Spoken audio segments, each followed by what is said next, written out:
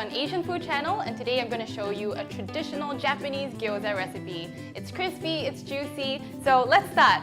Before we make our Japanese gyoza, let's make a dipping sauce. I'm going to start off with some Japanese soy sauce, 2 tablespoons of that, and 2 tablespoons of Japanese rice vinegar. Next for me is a must-have ingredient for this sauce. This is Worcestershire sauce. I'll just add a tablespoon of that. And for me, because I love spicy food, I'm gonna add some Japanese chili oil. I usually add about half a tablespoon. And if you don't like spicy food, just use sesame oil. Just stir that together. And now I'll set that aside and get to work on the gyoza. I'll start by making the filling. I have minced pork, but you can use minced beef, minced chicken, whatever you prefer.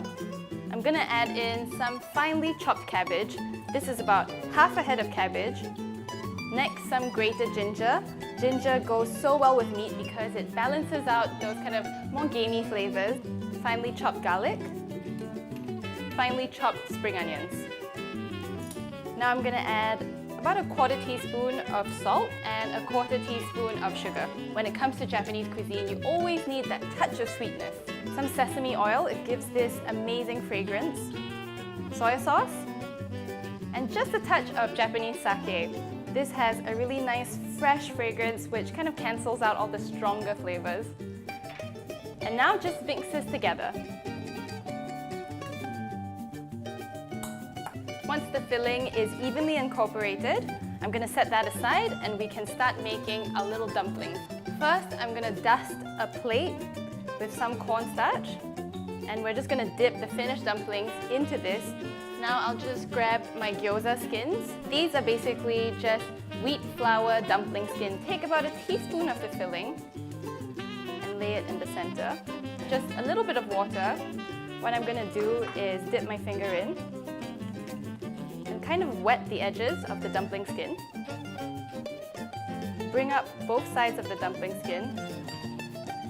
And then, using one thumb, either on your right or left hand, push the skin over and press it.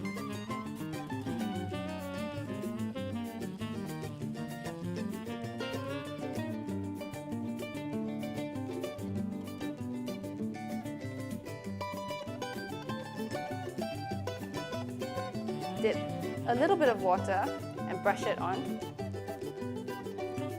And give it a good press. And now, with the flat bottom, I'm just going to lay that into the corn flour. Now we're ready to fry up our Japanese gyoza. So get a frying pan on a medium-high heat.